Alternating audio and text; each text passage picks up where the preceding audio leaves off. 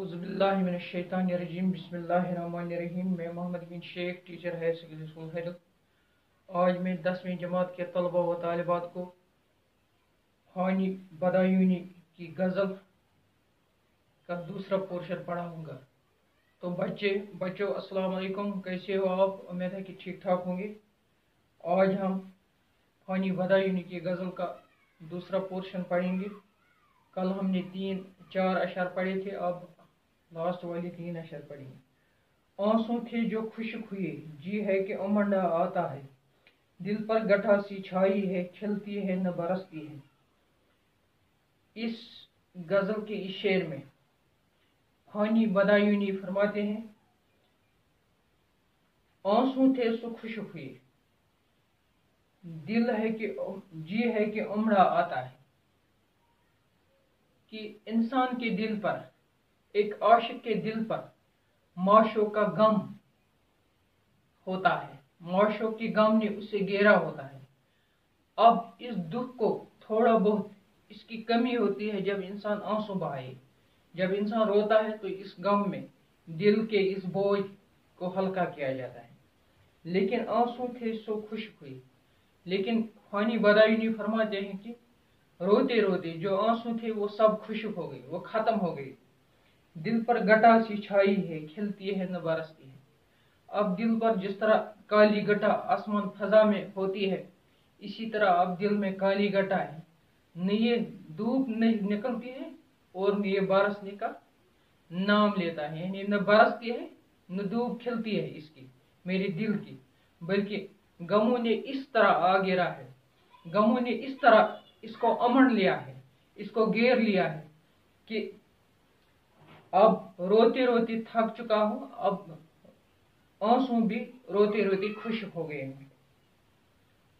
दिल का उजड़ना सहल से ही, बसना सहल नहीं जालिम, बस्ती बसना खेल नहीं, बसते बसते बसती है।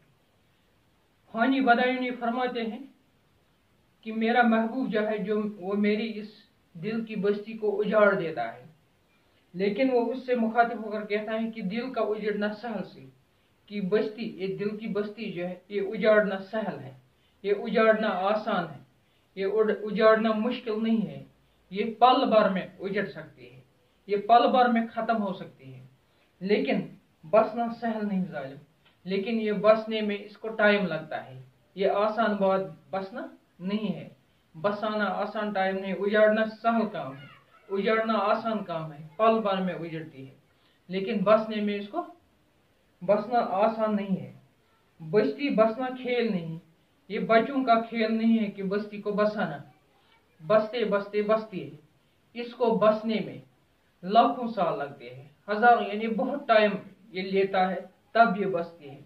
लेकिन अब ये बस्ती बसी हुई है और आप इसको उजाड़ रहे हैं। उजाड़ना कोई मुश्किल काम नहीं है, मिनटों में हो सकते हैं। हानी जिसमें आंसू क्या, दिल के लहू का काल न था, हाय वो आंख अब पानी की दो बूंदों को तरसती है। ये लास्ट वाला शेर है, इसको मक्ता कहते हैं, यानी आखिरी शेर। इसमें शायर अपना कलमी नाम, जिस तरह फानी बदायूनी का फानी कलमी नाम है, आता है। फानी जिसमें आंसू क्या, दिल के लहू का काल न था। फानी अपने आप से कहता है कि ऐ फानी जिसमें आंसू क्या, मेरी आंखों में जो आंसू थे वो धड़ाधड़ निकलती थी। जब पुराना जमाना था वो धड़ाधड़ निकलती थी, और कभी कभार आंसू के रूप में दिल का लहू बहता था। अगर आंसू न बहते थे तो दिल का लहू बहता था, अगर दिल का लहू नहीं बहता तो आंसू बहते थे। यानी इसकी फरावनी थी, काफी फरावनी थी। हाय वो आंख अब पानी की दो बूंदों, लेकिन रोते रोते महबूब के दुखों से इसने रो रो के अपना हाल बुरा किया है। अब रो रो के इन आंखों से अब पानी खत्म हो चुका है।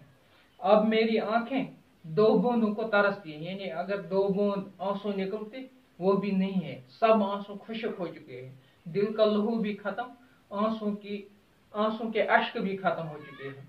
اب یہ 2 بوندوں قطر سے اب 2 بوند آنسو بھی نہیں نکلتے ہیں. یہ حال اتنا برا حال میرا ہوا ہے. تو یہ تھی فانی بدائنی کے غزل کا دوسرا حصہ. کل ہم دوبارہ دوسرا سبق لے کر آئیں گے. تب تک کے لیے خدا حافظ. السلام علیکم ورحمۃ اللہ.